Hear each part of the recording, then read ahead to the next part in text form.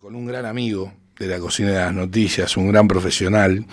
Él es ejecutivo de la Fundación Libertad y Progreso. Le damos la bienvenida a Aldo Abrán. ¿Cómo estás, Aldo? Silvio Sacomani te saluda y Nicolás Naves. Muy bien, un gusto estar charlando con ustedes. Buenas tardes. ¿Cómo estás, Aldo? Bien, bien. Bueno, me alegro mucho. Son buenas noticias. Claro que sí. Gran noticia. Una inflación del 1.6%, la interanual del 39.4%, y en el primer semestre del año la inflación fue el 15.1%. ¿Cuáles son tus consideraciones al respecto? Mira que viene confirmándose la tendencia a la desaceleración. De hecho, nosotros medimos para junio 2%, pero sabíamos porque venimos viendo que estamos relevando, el precio que estamos relevando evidentemente nos dan un poquito más de lo que suele dar el INDEC, que es en realidad el dato que sirve, ¿no? Claro, porque nosotros, si bien relevamos muchos precios, 20.000 precios, no es poco, la verdad es que el INDEC tiene recursos humanos y disponibles para relevar muchísimo más que nosotros, y por eso es el dato que hay que seguir, porque es el dato homogéneo, ¿no? Lo que hacemos en todo caso en el sector privado es más o menos decirle a la gente, y me parece que va a andar por allá, ¿no? Claro, exacto. Es una bajando, estimación, ¿no? Una proyección, claro, por supuesto. Que la realizan semanalmente. Vamos haciendo los relevamientos semanalmente, y bueno, por ejemplo, a la segunda semana nos da que es posible que ronde el mes de julio, sí, ronde el mes de junio, ¿no? Aunque estamos viendo todavía una tendencia a la baja, ¿no? Que nos va dando nuestro relevamiento, con lo cual podría estar un poquito por debajo, pero por el momento, con que ronde lo que dio en junio este dato de 1,6, yo creo que ya es para festejar. Sin duda. Porque suele tener, además, junio tiene una cosa que llamamos los economistas de estacionalidad, ¿no? Que hay precios que usualmente suben mucho, pero después corrigen, ¿no? Como por ejemplo turismo, entretenimiento, porque son las vacaciones, ¿no? Claro, Entonces, por poco o mucho que uno se tome vacaciones o no se tome nada, pero bueno, a los chicos por ahí los tenés y los sacás a pasear, les compras una hamburguesa, suele pasar que los precios de los entretenimientos, los restaurantes, suben más en la hotelería, suben más en el mes de julio, igual que pasa en el mes de enero, ¿no? Claro, exacto. Y bueno, y después vuelven a bajar porque viene la temporada baja, entonces lo notan en los meses subsiguientes, ¿no? Pero bueno. Ahora, Aldo, lo que observo, y disculpame la interrupción, con respecto al tema de incrementos en los costos de hotelería, gastronomía, en fin, se está dando, y lo hemos hablado en ocasiones anteriores, un fenómeno que tiene que ver con un cambio cultural, porque hace un tiempito ya que los ciudadanos no convalidan precios excesivos. Entonces, y estamos viendo también distintas ofertas en torno a lo vinculado al escenario de estas vacaciones de invierno que marcan una disminución importante en torno a los costos versus el año pasado. Yo no sé si tenés la misma mirada.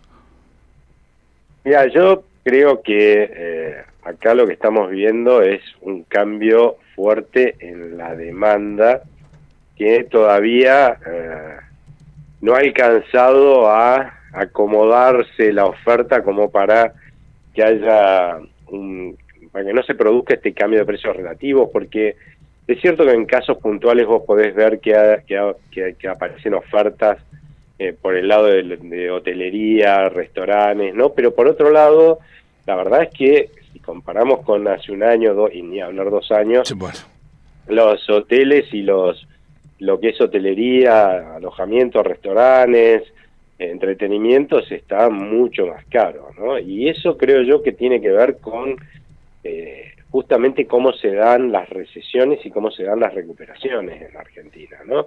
Fíjate vos que cuando escuchás hablar a muchos economistas, ¿no? Te dicen, porque el consumo no se recupera, ¿no? ¿Y por qué te dicen el consumo apenas se recupera? Porque están mirando en el lado equivocado, ¿no? Porque no han entendido cuál es la dinámica de la recesión y la recuperación.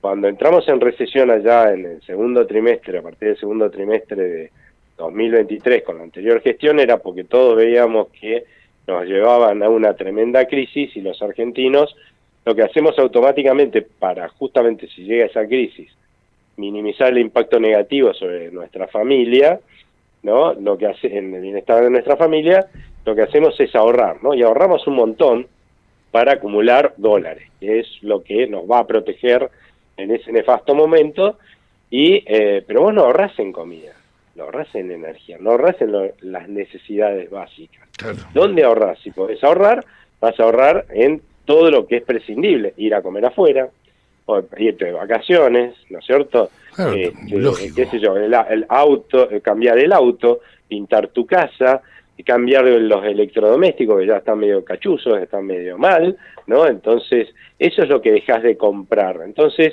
ahora resulta que para medir el consumo lo que miran es justamente los supermercados. Y no, porque ahí nunca se cayó mucho lo que vendían, porque eso, si no comes, te morís. Entonces, sí vas a ver que ahora aumentan, ¿por qué? Porque hay gente que era pobre, que ni para eso le alcanzaba, que desde mediados del año pasado, segundo trimestre, para ser más preciso, viene ganando más y se ha salido de la pobreza y puede consumir más, pero es una proporción de la población. La gente que empezó a consumir fuerte, es la gente que justamente de ver que a mediados del año pasado ya no había mucha chance de que venga una crisis, nadie está viendo hoy una crisis, bueno, ya a mediados del año pasado nadie veía una crisis, dijo, bueno, ¿y para qué estoy ahorrando? Si la verdad es que a mí juntar dólares no me da placer, yo lo que quería o quiero hoy es cambiar el auto, exacto, o quiero comprarme una heladera, o quiero salir a comer con mi mujer y mis chicos, ir al cine, ¿no? Irme de vacaciones, ¿no? Eso es lo que quiero, eso es lo que me hace feliz, no juntar billetitos verdes, y lo que hace es dejar de comprar dólares y empieza a hacer estos gastos, deja de ahorrar para el colchoncito, ¿no? Anticrisis, y empieza a darse esos gustos, y si vos miras ahí, es donde está creciendo fuerte la demanda de esos servicios, ¿no? Exacto, electrodomésticos, el sector automotriz, ni hablar. Sí, y la hotelería, la gente se va de vacaciones. Sí. Entonces, bueno, eso es ahí donde se está observando el fuerte crecimiento de la demanda, ¿no? De consumo, digamos, porque es justamente en donde nosotros dejamos de gastar para ahorrar antes. Hoy no tiene más sentido, empezamos a gastar. Es más, si uno sostiene la estabilidad en el tiempo, lo que vamos a empezar a ver, y yo creo que parte, ya hemos empezado a ver, pero bueno, cada vez más generalizadamente, es que la gente dice, bueno, yo necesito una cierta cantidad de dólares, ¿no? Ahorramos en dólares nosotros, por obvias razones de historia y de prontuario. Bueno, entonces, yo tengo mi colchón, pero la verdad que yo para no sé, por si pasa algo, me tienen que operar, necesito tanto, y tengo mucho más acumulado, porque era anticrisis, ¿no? No es lo que necesitaba para, como pasa en todos lados del mundo, porque quiero pagarle algo de educación a mi hijo a futuro, un posgrado, una universidad privada, o porque quiero por tener por las dudas tenga que pagar una enfermedad o algo, un tratamiento caro, no, sino que tengo mucho más por la anticrisis. Bueno, ese fondo anticrisis, lo que va a pasar es que en algún momento la gente, cuando ya diga, bueno, sí, efectivamente no hay más crisis, lo va a empezar a vender. ¿Sí? Empieza a vender, y eso sigue alimentando toda la recuperación económica y la sostiene y la sigue sosteniendo en el tiempo. Y el tercer paso, estamos hablando de que va a pasar tiempo en todo esto, sí, pero es el camino a la normalidad, por decirlo de alguna forma, porque en los países normales la gente no tiene un fondo anticrisis, tiene sí el fondo porque quiere mandar al chico a estudiar, o porque quiere tener, por las dudas surge un tratamiento de urgencia, para eso tiene ahorros. Esos ahorros en los países normales los tienen invertidos en el mercado doméstico, no en otra moneda afuera del país, que no financia el país. Bueno, entonces venderemos esos dólares para ponerlo en inversiones en la Argentina, en el banco de última, y ese va a ser el proceso hacia adelante, porque y es muy bueno que sea así, y ojalá logremos mantener la confianza en que estamos en un país que se va a normalizar, porque todo dólar que todos nosotros tenemos en la caja de seguridad, al fondo del placar, abajo del colchón, donde sea que sea, todo dólar que hemos ahorrado así, lamentablemente ha implicado que la Argentina, que los argentinos perdamos bienestar económico, dejemos de crear empleo y producción para todos, ¿no? La lectura que hago a raíz de lo que nos comentaste, de tus consideraciones en torno al consumo, es que se está observando y se está dando un escenario muy importante, el incremento del mismo. Es que está creciendo mucho, de hecho las cifras, contra todo lo que dicen muchos colegas, que de vuelta yo creo que es porque están mirando en el lugar equivocado, los datos de las cuentas nacionales, ¿no? Esto que llaman el PBI, que aparece en los diarios también, de producción de la Argentina, lo que está dando es que está aumentando mucho el consumo, estamos en niveles récords de consumo, pero claro, estamos en niveles récord de consumo porque durante un montón de tiempo nos restringimos, ¿no? Dejamos de consumir, claro, en un montón de cosas que nosotros necesitábamos, queríamos, pero bueno, si viene la crisis, ¿de qué me sirve tener una heladera nueva?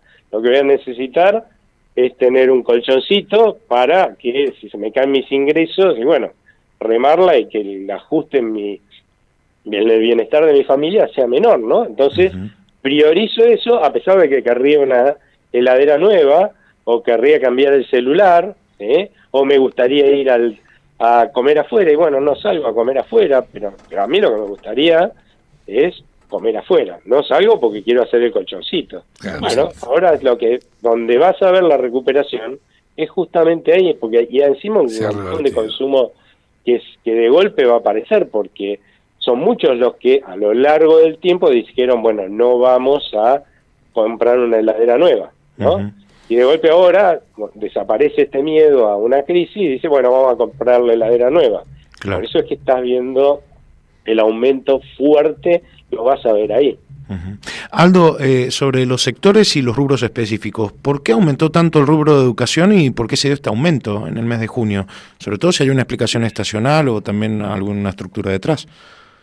Mira, yo creo que el sector de servicios va a ser uno de los que va a estar tirando hacia arriba la inflación, como una permanente hacia adelante, ¿no?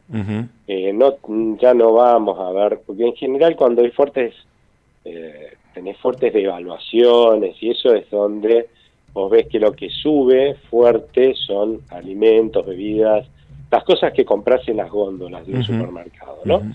En líneas generales, cuando una economía se recupera, es lógico que en primer lugar suban los servicios, porque como contaba hace un rato, es lo que vos dejás de gastar primero para ahorrar en el fondo anticrisis, pero también si perdés ingresos, ¿no? O sea, si vos te estás empobreciendo, y mucha gente se empobrece, obviamente, todos nos empobrecimos durante todo lo que fue desde el segundo trimestre del 2023 hasta mediados del año pasado, por la inflación y la recesión, todos nos empobrecimos, donde vos dejás de consumir es justamente en esas cosas, ¿no?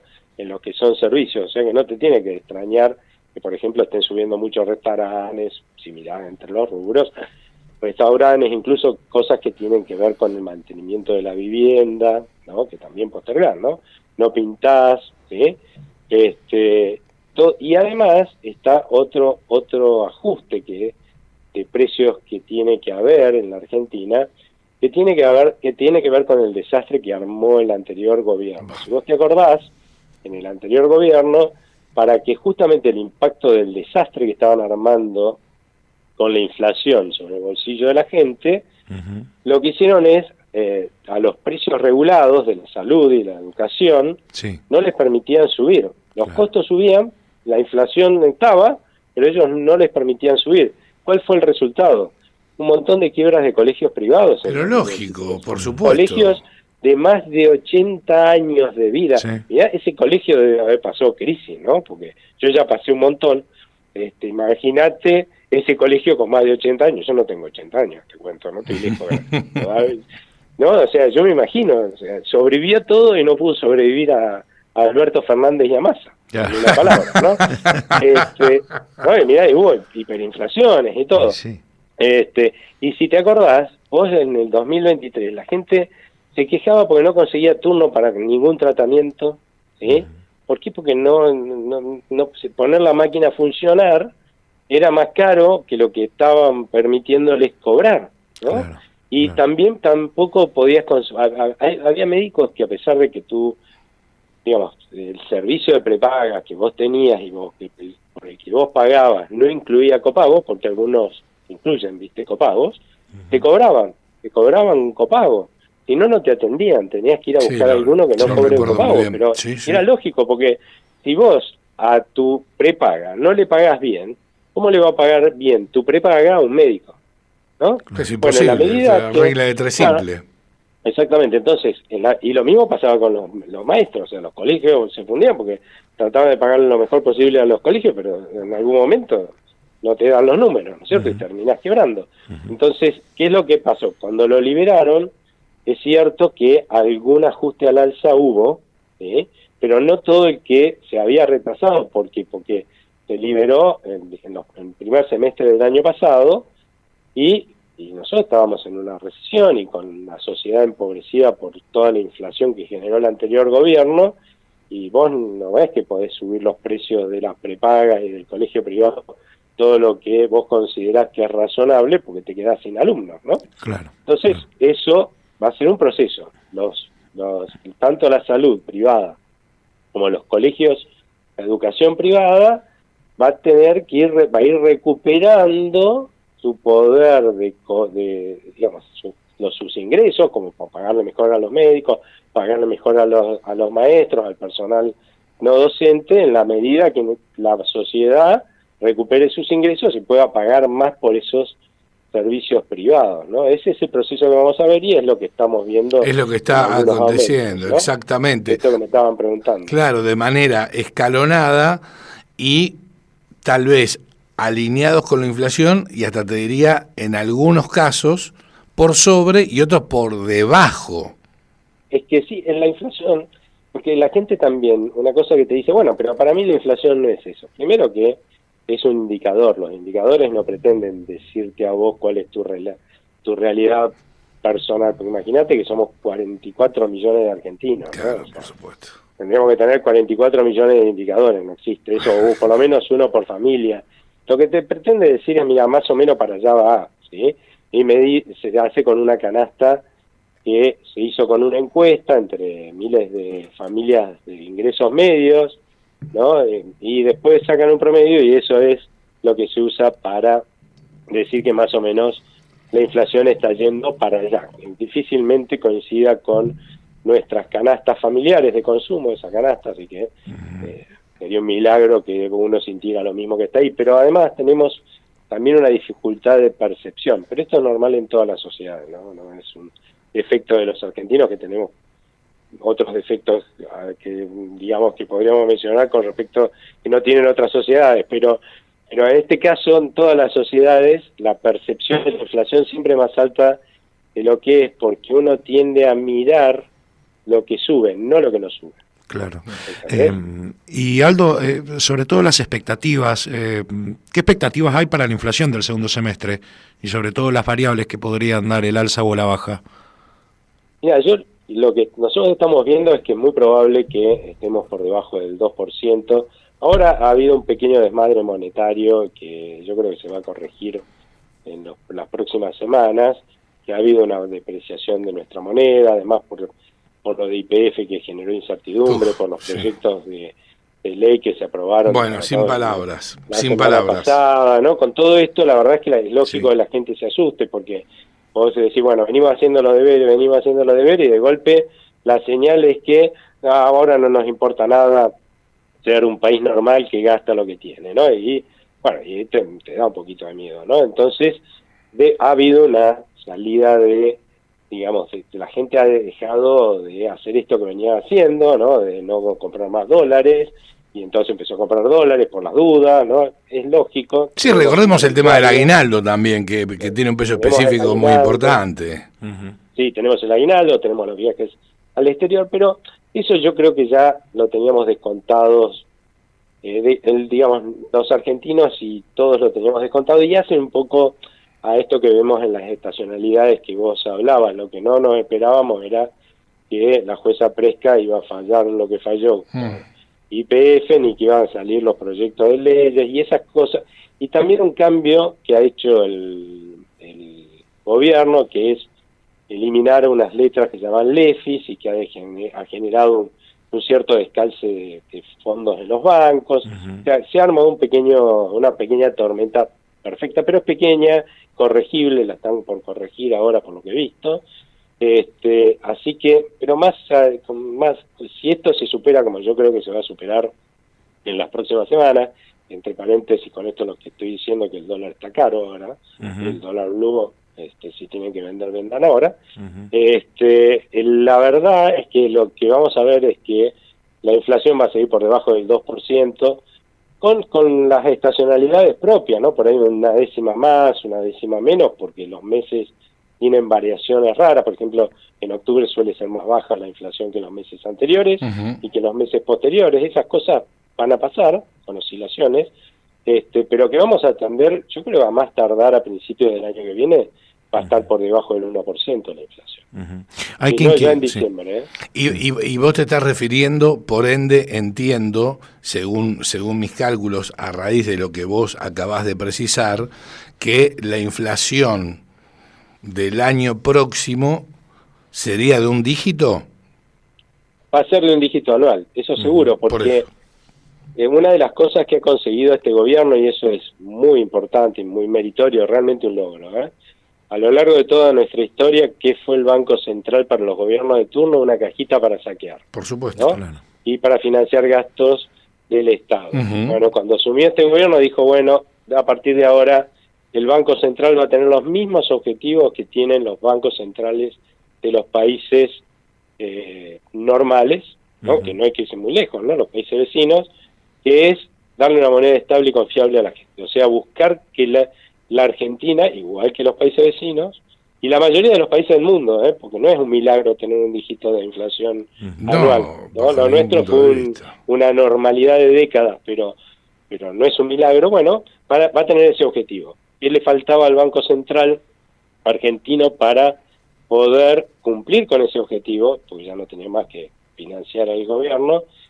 Resolver una quiebra. Estaba casi quebrado el Banco Central cuando asume este gobierno, por eso hablábamos de hiperinflación. La hiperinflación es cuando quiebra el Banco Central, y bueno, había que resolver eso. Durante el año pasado se resolvió ese tema, que era la famosa deuda remunerada, que nos tenía todos hablando del tema y aparecía en todos los diarios durante todo 2023, el gobierno anterior, y también principios de este gobierno, hasta que se resolvió, que era la deuda del Banco Central, que crecía a lo loco. Bueno, eso se resolvió pasándole la deuda a quien se la gastó, ¿no? Que fue el Tesoro, porque en realidad el Banco Central, que hacía, tomaba plata en el mercado y se la daba al gobierno para que la gaste.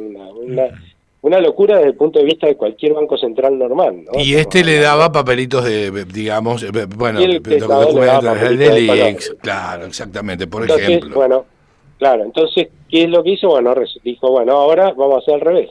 O sea, que toda esa deuda pase al Tesoro, que es el que se la gastó, y que el Banco Central tenga patrimonio propio, cosa de poder darle a los argentinos una moneda estable y confiable. Y lo último que se terminó de hacer es que cuando asume este gobierno tampoco tenía reservas propias el Banco Central. Está usando más de 11.000 millones de dólares de reservas ajenas. Bueno, con el nuevo acuerdo con el fondo, el gobierno dijo, bueno, a ver, todo el mundo fue a saquear, todos los gobiernos anteriores saquearon las reservas, más de 60.000 millones de dólares, miren el nivel de saqueo, colocándole papelitos de colores al Tesoro. Bueno, le vamos a ir a recomprar esos papelitos de colores y le vamos a dar dólares de vuelta, ¿no? Y le dio 12.000 millones de dólares, y hoy tenemos un Banco Central que tiene reservas propias. O sea, se cumplen los requisitos de tener un Banco Central como el de un país normal. Bueno, es lógico esperar que vayamos a un dígito de inflación. Bueno, recordemos que la deuda aproximada que ha dejado el gobierno de Alberto Fernández, contando el rojo del Banco Central, entre otras, 170.000 millones de dólares aproximadamente. Y este gobierno en un año y medio de mandato la disminuyó, ¿sí?, en 50.000 millones de dólares. ¿Es correcto el dato que estoy dando?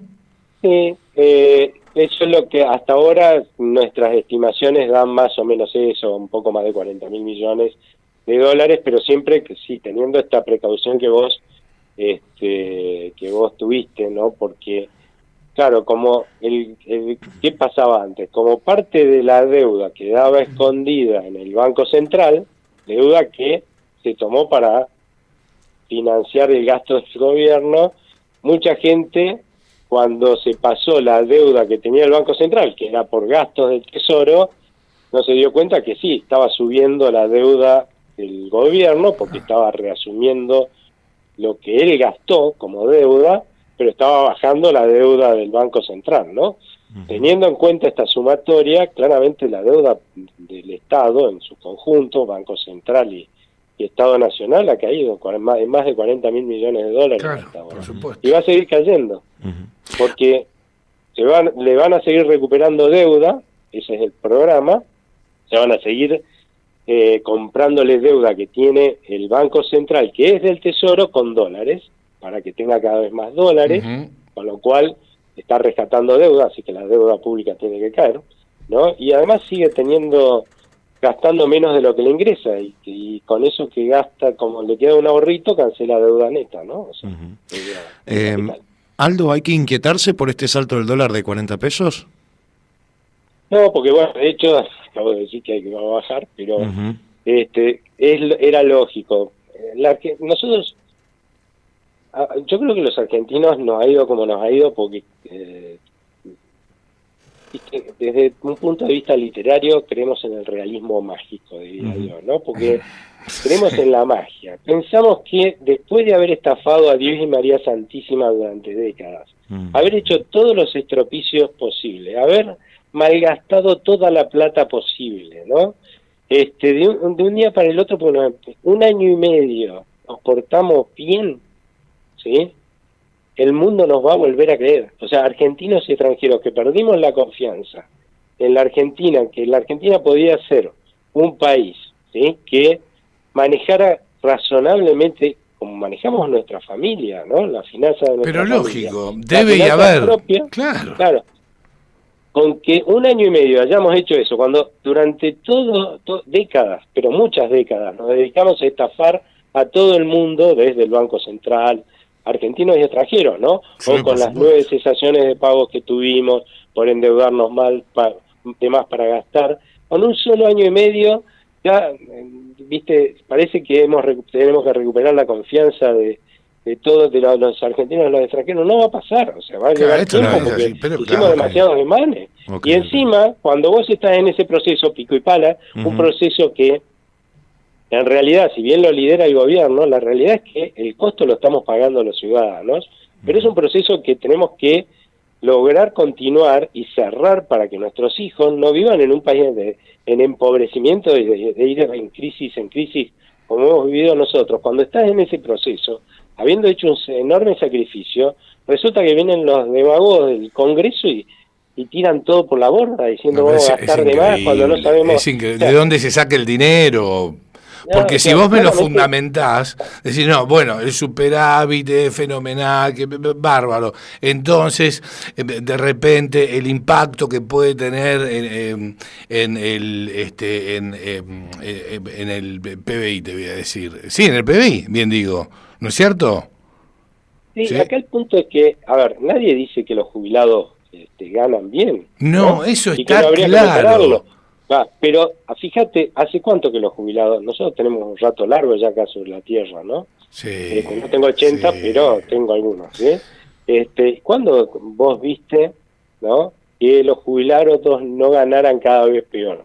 ¿Y no recordás el veto de Cristina Fernández de Kirchner, acaso del 82% móvil y Alberto Fernández? Claro. O sea, siempre los jubilados ganaron cada vez peor. De hecho, el derrumbe de las jubilaciones no es de este gobierno, es desde 2017 que se vienen derrumbando. Exacto. Fuerte las jubilaciones. Si yo mal no recuerdo, Alberto Fernández, cuando termina su mandato, ¿sí?, le deja a los jubilados un ingreso de $100. Sí, no, y una fuerte pérdida de poder adquisitivo. Sí, o sea, a raíz de la inflación, además. Claro, ahora, teniendo en cuenta todo eso, quiere decir que algo está mal, que el sistema previsional, y esa es la realidad, está quebrado. Entonces, si está quebrado, vos lo que tenés que hacer es ver cómo reorganizás, reestructurás el sistema previsional para que pueda pagarle a todos lo más que se pueda de lo que deberían estar cobrando.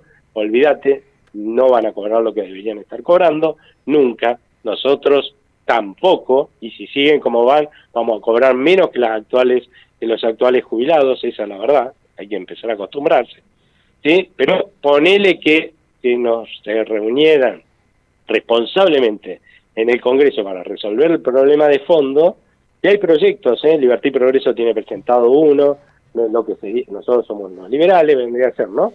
Pero CIPEC tiene presentado otro, que son más socialdemócratas, hay varios proyectos dentro del Congreso. Entonces, se ponen a ver cómo manejan mejor esta quiebra, porque está quebrado, y de esa forma discutimos cómo hacemos que los jubilados ganen lo más que se pueda en forma sustentable en el tiempo. En forma sustentable en el tiempo, porque las leyes que se sancionaron el jueves pasado, ¿sí?, no son sustentables.